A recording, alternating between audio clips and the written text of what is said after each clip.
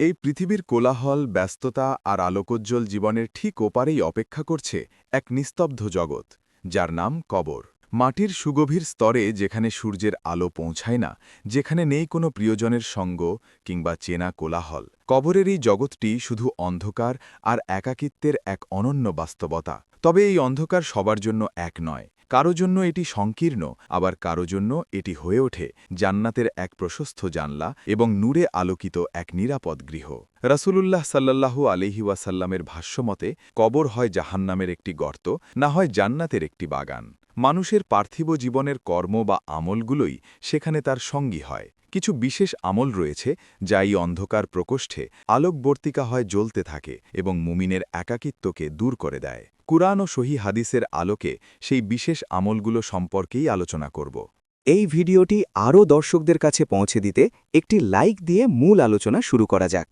ইসলামী জীবন দর্শনে সালাত বা নামাজের গুরুত্ব অপরিসীম। কবরের অন্ধকারে প্রথম যে আলোকবর্তিকাটি মুমিনের সামনে জ্বলে উঠবে তা হল তার নিয়মিত আদায় করা ৫ ওয়াক্ত নামাজ। সহিহ মুসলিমের একটি বর্ণনায় রাসূলুল্লাহ সাল্লাল্লাহু আলাইহি ওয়াসাল্লাম স্পষ্টভাবে বলেছেন, আস-সালাতু নূর, অর্থাৎ নামাজ হল একটি নূর বা আলো। এই আলো কেবল দুনিয়ার হেদায়েত নয়, বরং কবরের গভীর অন্ধকারের মধ্যেও এটি তার অস্তিত্ব জানান দেয়। যখন একজন মুমিনকে কবরে রাখা হয় এবং তার মাথার দিক থেকে আযাব বা অন্ধকার তাকে গ্রাস করতে আসে, তখন তার জীবনের সিজদাগুলো সেখানে ঢাল হয়ে দাঁড়ায়। যে ব্যক্তি দুনিয়ায় অত্যন্ত যত্নের সাথে একাগ্রচিত্তে এবং সময়ের বিচারে সালাত আদায় করেছে, সেই সালাত কবরের সংকীর্ণতাকে দূর করে এক প্রশান্তিময় আলোর আবহ তৈরি করে। নামাজের প্রতিটি রুকু আর সিজদা সেদিন অন্ধকারে পথ দেখানো নক্ষত্রের মতো উজ্জ্বল হয়ে ওঠে।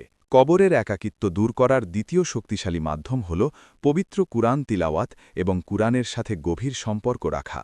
কুরআন কেবল একটি গ্রন্থ নয়, বরং এটি কিয়ামতের দিন যেমন সুপারিশকারী হবে, কবরেও এটি হবে মুমিনের পরম বন্ধু। সহিহ হাদিসে এসেছে সূরা আল মুলক পাঠ করার ফজিলত সম্পর্কে। রাসূলুল্লাহ সাল্লাল্লাহু আলাইহি ওয়াসাল্লাম বলেছেন, কুরআনে এমন একটি সূরা আছে যা মাত্র ৩০ আয়াতের।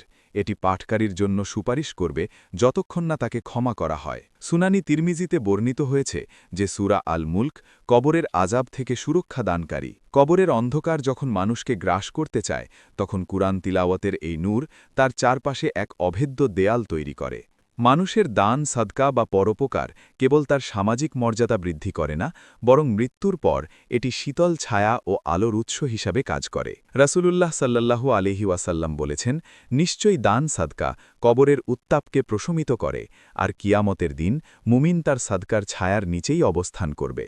সহিহ ইবনে হিব্বানের একটি বর্ণনায় পাওয়া যায়, যখন কোনো মৃত ব্যক্তিকে কবরে রাখা হয়, তখন তার দান খয়রাত তার পায়ের দিক থেকে তাকে সুরক্ষা দেয়। দুনিয়ার জীবনে মানুষ যখন আল্লাহর সন্তুষ্টির জন্য নিজের প্রিয় সম্পদ ব্যয় করে, তখন সেই ত্যাগের মহিমা কবরের অন্ধকারে এক স্নিগ্ধ আলো হয়ে ধরা দেয়। এই আলো মৃত ব্যক্তির কবরের ভয়াবহতা কমিয়ে দেয় এবং তাকে এক ধরনের স্বর্গীয় প্রশান্তি দান করে। কবরের অন্ধকারকে দূরীভূত করার আরেকটি বিশেষ আমল হল তাওবা ও ইস্তিগফার। মানুষ ভুলের ঊর্ধ্বে নয়, তবে সেই ভুলকে আঁকড়ে না ধরে যারা বারবার আল্লাহর কাছে ফিরে আসে, তাদের জীবন নূরে আলোকিত হয়। আল্লাহ তাআলা পবিত্র কুরআনে বলেছেন, হে মুমিনগণ, তোমরা আল্লাহর কাছে তওবা করো, খাঁটি তওবা। আশা করা যায় তোমাদের পালনকর্তা তোমাদের পাপসমূহ মোচন করবেন এবং তোমাদের দাখিল করবেন জান্নাতে।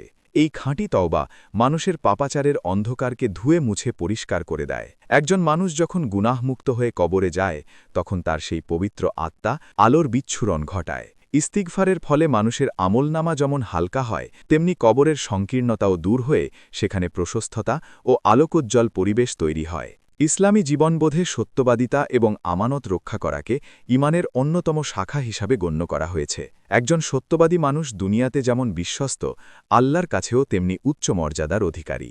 সহিহ বুখারীর বর্ণনায় পাওয়া যায়, সত্য মানুষকে পুণ্যের পথ দেখায়, আর পুণ্য জান্নাতের পথ দেখায়। কবরে যখন ফেরেশতারা সওয়ালি জবাব করতে আসেন, তখন সত্যবাদীর জবান থেকে অবলীলায় সঠিক উত্তর বেরিয়ে আসে। তার সত্যনিষ্ঠার এই নূর কবরের ভিতরটি আলোকিত করে দেয়। একইভাবে আমানত রক্ষা করা এবং প্রতিশ্রুতি পূরণ করা কবরের কঠিন সময়ে মানুষের জন্য সহায়ক হয়। যারা মানুষের আমানত এবং আল্লাহর আমানত যথাযথভাবে রক্ষা করেছে, তাদের সেই চারিত্রিক দৃঢ়তা অন্ধকার কবরে এক নিরবিচ্ছিন্ন আলো হয়ে বিচ্ছুরিত হতে থাকে। পার্থিব জীবনে মানুষের সাথে উত্তম ব্যবহার বা হক্কুল ইবাদ রক্ষা করা কবরের জীবনের জন্য এক বিশাল পাথেয়।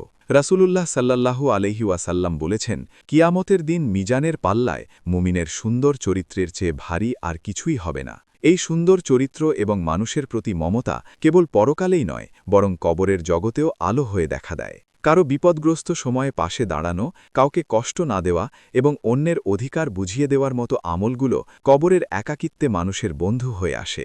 মানুষের দোয়া এবং তাদের প্রতি কৃত উপকারের প্রতিদান স্বরূপ আল্লাহ তাআলা সেই কবরের পরিবেশকে নুরানি করে দেন। যে ব্যক্তি দুনিয়ার জীবনে আল্লাহর সন্তুষ্টির জন্য নিজের প্রবৃত্তিকে নিয়ন্ত্রণ করেছে এবং প্রতিটি কাজে পরকালের জবাবদিহিতাকে প্রাধান্য দিয়েছে, তার জন্য কবরের অন্ধকার কোনো ভয়ের কারণ হয় না, বরং তার প্রতিটি নেক আমল এক একটি নক্ষত্রের মতো জ্বলে ওঠে সেই নিঝুম প্রকোষ্ঠে। মৃত্যু পরবর্তী এই যাত্রা অত্যন্ত সুনিশ্চিত।